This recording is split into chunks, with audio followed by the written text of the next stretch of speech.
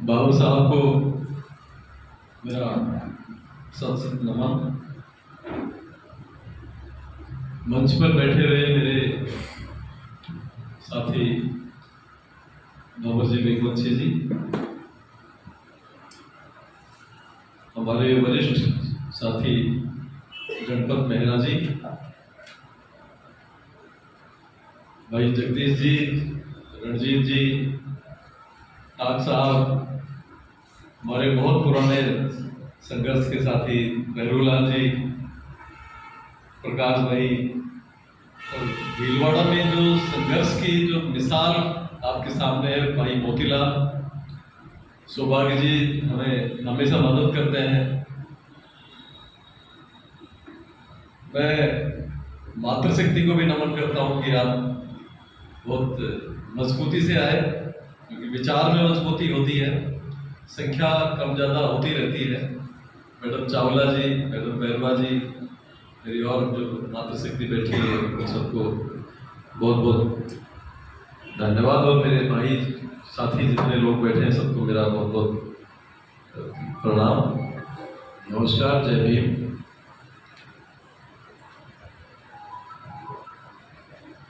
भंवर जी और हम एक दिन साथ बैठे थे, तो ये तय किया गया कि आने वाले चुनावों में जो विधानसभा के भी होंगे और लोकसभा के भी होंगे, समाज के मुद्दों को किस तरह से राजनीतिक दलों की प्राथमिकता बनाया जाए, इस पे हमें काम करना चाहिए। क्योंकि संगठन है, अपने अपने हिसाब से अपना अपना काम कर रहे हैं और सब लोग अपने हिसाब से अच्छा काम कर रहे हैं। फिर ये बात आई कि अब हम किस बैनर से काम करेंगे। तो चूंकि मैं आजाद का फाउंडर हूं और वेलफेयर सोसाइटी में मेरी जो भूमिका चुनाव के समय रही आपको बहुत अच्छे से पता है, और राजनीति जिस तरह की है और सरकार जब पर्टिकुलर पार्टी की बनती है तो कर्मचारी अधिकारियों के प्रति क्या रवैया रहता है, ये मैंने खुद ने भी देखा होता है और बाकी मेरे साथियों को भी सब चीज का इल्म है। तो हमें गोली भी चलानी है और अपने आदमी को भी बचाना है। तो उस खाते से ये रखा कि काम तो हमें करना है, आजाद अपनी जगह पे है, लेकिन एक यात्रा अपन प्रारंभ करते हैं। कोई संगठन नया नहीं बनाएंगे। कोई ये विचार किसी के मन में कहीं आ रहा हो तो मैं मेहरबानी करके उसको समाप्त करना चाहता हूं कि ये अनुसूचित जाति अधिकार अभियान राजस्थान एक आने वाले विधानसभा और लोकसभा के चुनाव में सामाजिक न्याय दिलाने के लिए एक यात्रा के रूप में काम करने का, और जो ये आपके हाथ में एक फोल्डर है, ऐसे इस फोल्डर का एक कच्चा रूप आपके सामने दे करके, और यही काम हम जब लोकसभा के चुनाव आएंगे तब भी यही काम करेंगे।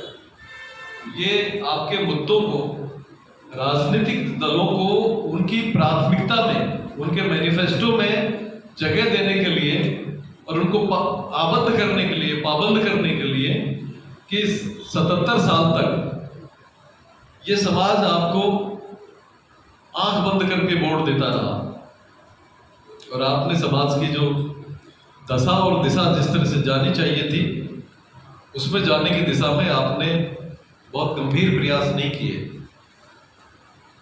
क्योंकि हम बहुत भोले लोग हैं। मेरी बात से शायद आप इत्तेफाक रखते होंगे कि दूसरे लोग, हमें कोई ठीक से जय भीम बोल देता है तो पानी पानी हो जाते हैं। उनके पेट में कितनी गांठें होती हैं उसका कोई अंदाजा ही नहीं रहता। तो वो हमें अब वो भावनात्मक रूप से जय भीम बोलने से हमारा काम चलने वाला नहीं। अगर आप जय भीम बोलते हैं तो जय भीम के लोग क्या चाहते हैं, उनकी भावनाओं को भी समझना पड़ेगा और उन पे काम भी करना पड़ेगा, और उस गति को भी नापना पड़ेगा कि हम जिस रफ्तार से आगे बढ़ना चाहते हैं उस रफ्तार के साथ अगर आप हमारे साथ हमारा सहयोग नहीं करेंगे, हमारे हक अधिकार के ऊपर आप खरे नहीं उतरेंगे, समाज आपका साथ नहीं देगा। ये जो नई जो एक बैनर आप देख रहे हैं, मैं फिर ये कह रहा हूँ कि इसमें हम किसी से कोई नया पैसा, जो एक सामने QR कोड लगाया है, आजकल QR कोड से भी होटल बाकी कोई जगहों पे दुकानों पे लगा आपको मिलता है। ये QR कोड कोई पैसा लेने के लिए नहीं बनाया है, ये एक सामाजिक न्याय यात्रा का एक व्हाट्सएप ग्रुप बना है। मेहरबानी करके इस ग्रुप को आप स्कैन करके और आप उसको ज्वाइन करें। सोशल मीडिया का जमाना है, आप ट्विटर, फेसबुक, इंस्टाग्राम और जितने भी जो मीन्स आप आजकल चल रहे हैं, क्योंकि मैं इस मामले में बड़ा अनपढ़ आदमी हूँ, मुझे ज़्यादा जानकारी नहीं है, तो वो सारी चीज़ें आपको आज की क्रांति की जिस दिशा में बढ़ रही है उनको अपनाना होगा। तो ये जो सामने जो आपको दिख रहा है, इसको भी मैं क्लियर कर दूं, और मैं ये भी बता दूं कि इसके लिए हमको एक पैसा समाज से नहीं लेंगे। और एक चीज़ और मैं क्लियर करूँगा आपको, आजाद राजस्थान जो जिसमें मैं काम करता हूँ, उसका ये रिजोल्यूशन है स्पष्ट रूप से, जो हमारे अध्यक्ष और सौभाग्य जी बैठे हैं, तो भाई पुराने भी बैठे हैं, हमने 2023 में जो नई कार्यकारिणी बनी उसमें बिल्कुल ये स्पष्ट रूप से किया कि जो भी पैसा मेंबरशिप का या किसी डोनेशन से जो भी जिला इकट्ठा करेगा, वो एक नया पैसा प्रांतीय कार्यालय को हमें नहीं चाहिए। वो सारा पैसा उसी जिले के बच्चों की पढ़ाई, जो निर्धनतम स्थिति में है, उनकी पढ़ाई और वहां पे अच्छी लाइब्रेरी बनाने की दिशा के अंदर काम में लिया जाएगा। क्योंकि हमारे बहुत से संगठन जिस तरह से काम करते हैं, उनकी रेपुटेशन मैंने यही सुनी है, जिनके समापन की दिशा में जाने के लिए यही कारण है कि वो लोग पैसा इकट्ठा करते हैं अपने कर्मचारी अधिकारी समाज से, और व्यक्तिगत कामों में, बाकी चीजों में जिस तरह के आरोप प्रत्यारोप करते हैं वो आप सबसे छुपे हुए नहीं है। इसलिए हम इस पैसे की व्यवस्था में शामिल ही नहीं होना चाहते। और जो पैसा आपके भीलवाड़ा में आप मेंबरशिप का और डोनेशन का बाकी चीज करोगे, वो भीलवाड़ा में ही रहेगा। ऐसे पूरे राजस्थान के 50 जिलों में ये बंदोबस्त है। अभी 15 अगस्त को हमारे वहाँ पे आजाद का जो बड़ी मीटिंग थी, उसमें हमारे कोषाध्यक्ष, जो प्रांतीय कोषाध्यक्ष ने बड़ी चिंता जताई कि जब ऐसे कैसे काम चलेगा, पैसे का क्या इंतजाम होगा। कि आप तो प्रोजेक्ट लिखे गरीब बच्चों की पढ़ाई के बारे में, लाइब्रेरी के बारे में, समाज को आगे बढ़ाने की दिशा में पैसे की जितनी जरूरत होगी, मैं लोगों के सामने अपनी झोली फैलाऊंगा, मैं आपको पैसा ला के दूंगा। लेकिन ये चंदा वसूली का काम हम जिस तरह से करना चाहते हैं, इसको एक बार आप मेहरबानी करके इस दिशा में नहीं करें। जो पैसा है वो जिले वाला जिले के बच्चों के लिए खर्च करें। कैसे करें, पैसे के लिए कोई काम रुकेगा नहीं, ऐसी मेरी ये मान्यता है। क्योंकि जो भी काम हमने हाथ में लिया वो काम पैसे के लिए नहीं होगा। और मेरे को अब ये भी धारणा है, स्पष्ट है कि कोई भी काम आप अपना लोग हाथ में लेंगे, क्योंकि नीयत बिल्कुल साफ है। हमारे व्यक्तिगत हित कोई भी इसमें आगे नहीं है। हम बिल्कुल पूर्णतः समाज के साथ में हैं। हम किसी राजनीतिक दल के ना तो सदस्य ना बनना चाहते हैं, क्योंकि समाज जो चाहता है हम तो वही करना चाहते हैं। और समाज का आपका समर्थन चाहिए, आपकी भावनाएं चाहिए। और वही सबसे बड़ी चीज है कि यदि आपने मन लगा करके ये सोच लिया कि संविधान के बारे में जो भाई मोतीलाल जी ने बोला, मैडम बैरवा जी ने बोला और विस्तार से भंवर जी ने बताया, ये बड़ा अजीब सा दौर है, थोड़ा समझने की जरूरत है। और ये बात हम अपने तरीके से उस कॉमन मैन तक, जो हमारा ढाणी झोपड़ी गांव गली में रहता है, उस तक कनेक्ट होने की आवश्यकता है। अगर आप उनसे कनेक्ट नहीं हुए तो विचारवान लोग ठीक है, सब कुछ कर सकते हैं, लेकिन उसके पीछे जन समुदाय का अगर सहयोग नहीं होगा तो आप जो चाहते हैं वो बात थोड़ी कमजोर रह जाएगी। जो 2 अप्रैल 2018 का उदाहरण आपके सामने है, ठीक है कर्मचारी अधिकारी अपनी जगह पे साथ दे देते, लेकिन आम आदमी अगर हमारा सड़क पे नहीं आता तो जो फिजा बदली वो नहीं बदलती। तो मेरी गुजारिश आपसे यही है कि ये जो फोल्डर आपके हाथ में है, इसको मेहरबानी करके 2-4 बार पढ़ना, पहले आप खुद इस बात को समझना कि कोई ऐसा बिंदु तो नहीं रह गया है, क्योंकि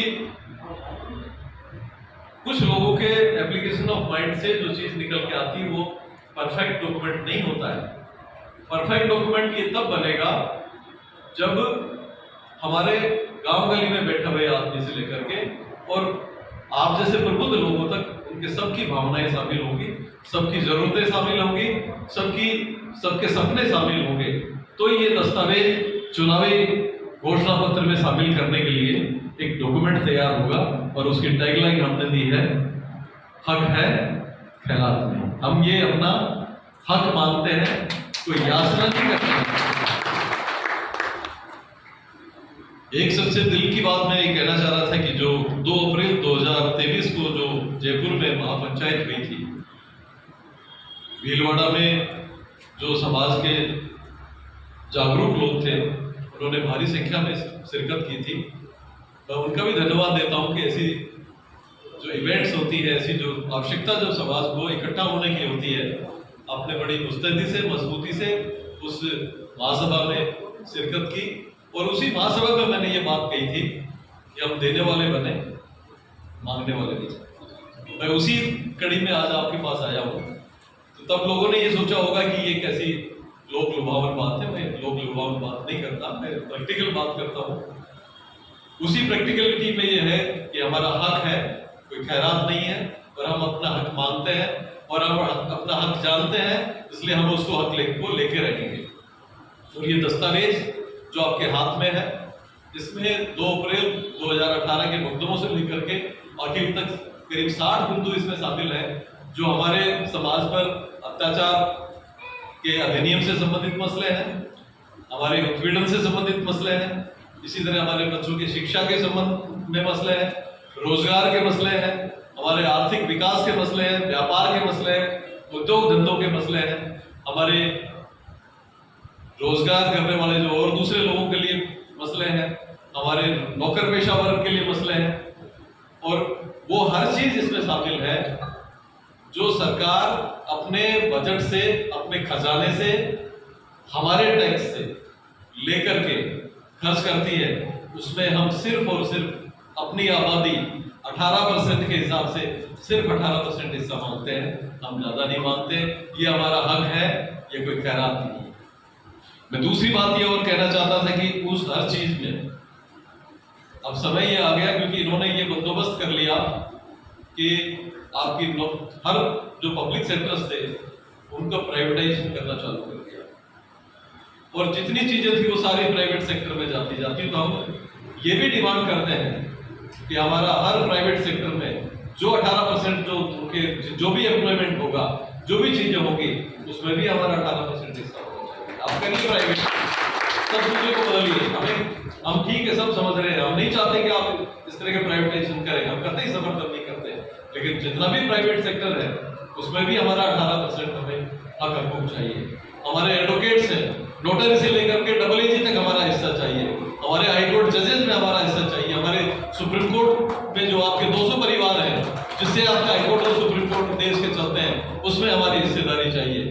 आपके जितने पॉलिटिकल अपॉइंटमेंट्स आप लोग सरकारें करती हैं, जो भले वो ग्राम पंचायत से लेकर के पंचायत समिति से लेकर जिला परिषद से लेकर नगर पालिका से लेकर और जितने बोर्ड निगम निकाय जितने भी हैं, इनमें सब में आप जो पॉलिटिकल अपॉइंटमेंट करते हैं, हम 1% भी नहीं है आज की तारीख में। हमारा 18% उसमें भी हिस्सा चाहते हैं। हर चीज में हम हमारा 18% हिस्सा चाहते हैं। ये दस्तावेज आपके हाथ में है। प्रयास ये किया गया है कि सारे मुद्दे इसमें शामिल हो। इन मुद्दों को समझिएगा, आम आदमी तक पहुंचाइएगा, और उनके भावनात्मक रूप से जो भी चीजें उनके मन में आती है, उनके सब बच्चों के सपने उनके नजर आते हैं, उनकी चीजें नजर आती हैं, इस दस्तावेज में शामिल करने के लिए आप लोग उनकी मदद करिएगा। जितने लोग प्रबुद्ध लोग यहाँ बैठे हैं, प्रत्येक आदमी कम से कम ये तय करिएगा कि कम से कम 100 आदमी को वो अपने आप से एनलाइटनमेंट करे, वही 100 आदमी की चैन दूसरा चलाए, फिर आगे वो चैन। इस कड़ी की अंत जो है वो हमारे आखिरी आदमी तक हो, और एक ऐसी जज्बा लोगों में एक मास मूवमेंट की तरह से ये बने, जिससे कि आपके सामाजिक न्याय जो वास्तव में जिस भाव के साथ में मैं और अमर जी और बाकी जो आप सब लोग जो निकाल रहे हैं, उनकी इच्छाओं की पूर्ति हो। वो आप जो चीजें उसकी जानकारी करेंगे, और जो चीजें आपको जो हमें बतानी है, वो आप व्यक्तिगत रूप से भी बता सकते हैं, उसका भी सम्मान है। लेकिन मेरा ये निवेदन है कि जो सोशल मीडिया का जमाना है और टेक्निकली जो चीजें इकट्ठी होंगी वो उनको कंपाइल करना आसान होगा। इसलिए इस दस्तावेज के पीछे हमारे इस अभियान का ईमेल एड्रेस लिखा हुआ है, इसी के नीचे फेसबुक का एड्रेस लिखा हुआ है, ट्विटर का एड्रेस लिखा हुआ है, इंस्टाग्राम का एड्रेस लिखा हुआ है। आप इन पे जो भी आपकी सुझाव हो, विचार हो, जो अपन चाहते हैं इस दस्तावेज में शामिल हो, वो हमें आप जरूर भेजिएगा।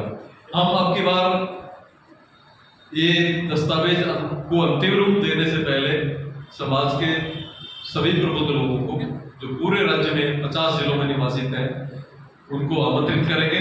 आप लोगों को आमंत्रित करेंगे, आप जयपुर में पधारिएगा, इसका अंतिम रूप देंगे। उसके बाद में हम एक जनमंच तैयार करेंगे। राजनीतिक दलों के पास हम देने नहीं जाएंगे इसको, हम कहेंगे कि आप आइए हमारे पास, इसको पढ़िए, देखिए, सुनिए, समझिए और आप बताइए कि आप हमारे समाज को अपने मैनिफेस्टो में कहां जगह देते हैं, कितनी जगह देते हैं। ये मुद्दा होगा।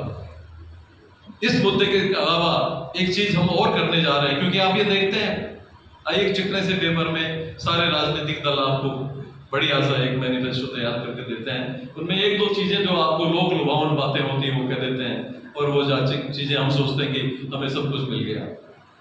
एक चीज और होती है, हमारा आम आदमी अभी वोट डालने की स्वतंत्रता को महसूस नहीं करता। वो समझता नहीं कि वोट की ताकत क्या है, वोट की कीमत क्या है। वोट की कीमत बहुत बड़ी कीमत है, एक एक वोट की बहुत बड़ी कीमत है। उस कीमत को हमें आम आदमी तक जाके समझाना पड़ेगा। आप ये सोचो कि वो गांव गली में बैठा हुआ कमता मजदूर जो रेता उठा करके शाम सुबह मनरेगा में जो मजदूरी करता है, जो और कहीं कोई और छोटा मोटा हवाली वगैरह दूसरी तरह की मजदूरी कर रहा है, आप क्या मानते हो कि वो सारी चीजें आपकी समझता है? वो बेचारा 2 जून की रोटी के चक्कर में अपने पूरे दिन भर की ताकत को झोंक देता है। इसलिए आप ये उम्मीद मत करिएगा कि वो भी हमारी तरह से जागरूक होगा। हमारी जिम्मेदारी है कि हम उस तक पहुंचे, उसको समझाएं कि वोट की ताकत क्या है। कोई बिजली का करंट नहीं है कि बिजली आ गई और हमने बटन दबाया और रोशनी जल गई। बताना पड़ेगा इस बिल्डिंग के बनने में, इस मंच के बनने में, इस सब चीज के बनने में कितनी मेहनत हुई है। उतनी मेहनत हमें अपने समाज को जागरूक करने के लिए, उस आखिरी आदमी को समझाने के लिए कि तुम्हारे वोट की कीमत बड़ी भारी है। तो काशीराम जी की बात को मैं उद्धृत करना चाहूंगा। उन्होंने कहा था कि वोट जो है आपकी बहन बेटी की इज्जत के बराबर है। जब हम अपनी बहन बेटी का रिश्ता नाता करने के लिए कहीं जाते हैं तो पहले देखते हैं लड़का कैसा है, इसका आचरण कैसा है, इसका पेशा कैसा है, इसके माँ बाप क्या किस तरह का व्यवहार है, इनकी सामाजिक प्रतिष्ठा कैसी है। सैकड़ों चीजें हम पता करते हैं कि नहीं करते। वोट के लिए उनका यही कहना था कि बहन बेटी की इज्जत और वोट बराबर है। अब आप वोट डाल रहे हो तो आप अगर गलत आदमी को वोट डाल रहे हो तो अपनी बहन बेटी की इज्जत का सौदा हो रहा है। क्योंकि आप देखते हैं कि जिस तरह से आए दिन हमारी बहन बेटी के साथ में, हमारी जमीन जायदाद के साथ में, हमारे समाज के गरीब जो दलित उत्पीड़ित तबके के साथ में, जो नौकर पेशा वर्ग के साथ में किस तरह की उत्पीड़नाएं और जो यातनाएं जो तरह तरह की वो जो समाज में झेलता है, उसका कारण यही तो है कि हम सही आदमी का सही जगह पे सही समय पे चुनाव नहीं करते। आने वाला समय आपके सामने है। ये जागरूकता के लिए आपसे और सामाजिक न्याय के लिए यही उम्मीद करते हैं।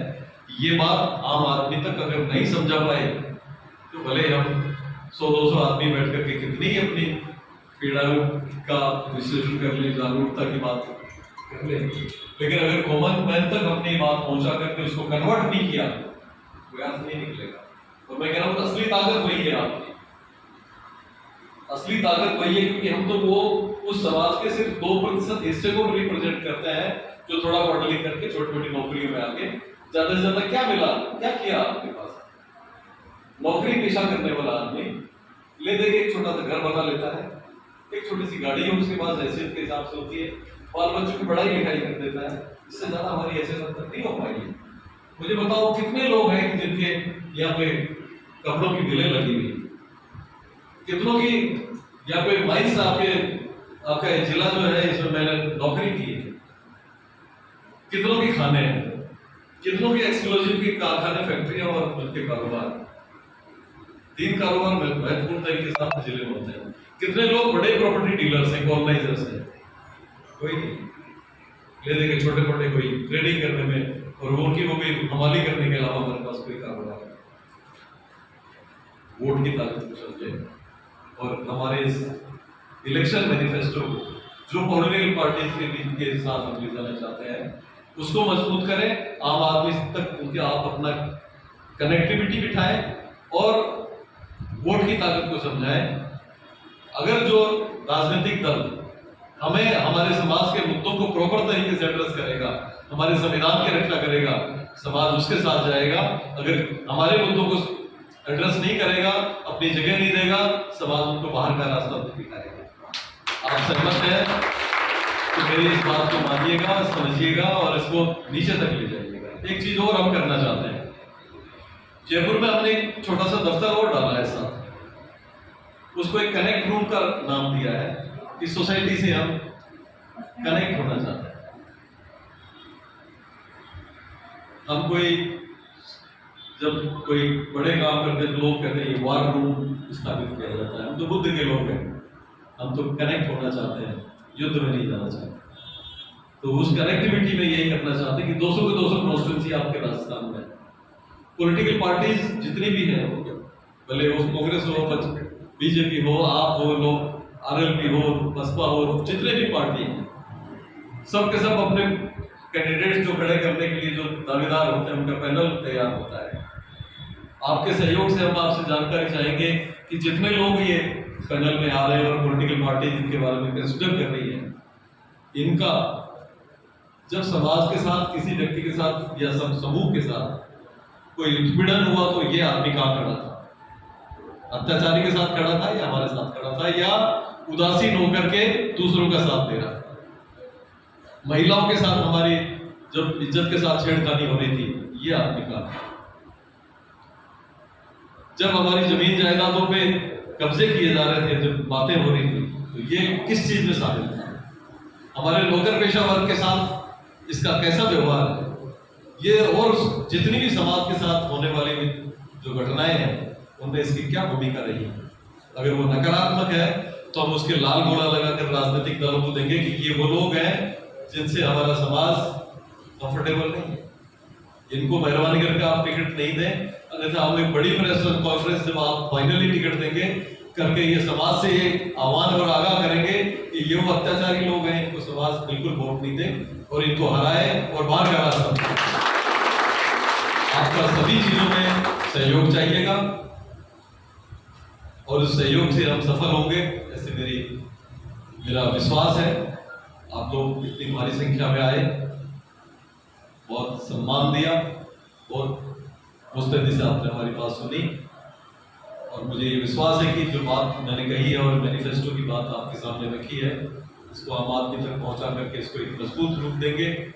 इसी आशा और विश्वास के साथ, एक नारे के उद्घोष के साथ जिसके साथ हम ये लेके चल रहे हैं, मैं आपसे उच्चारण करूंगा, हक है, आप बोलेंगे खैरात है। मैं बोलूंगा हक है, आप उच्चारित करेंगे खैरात है।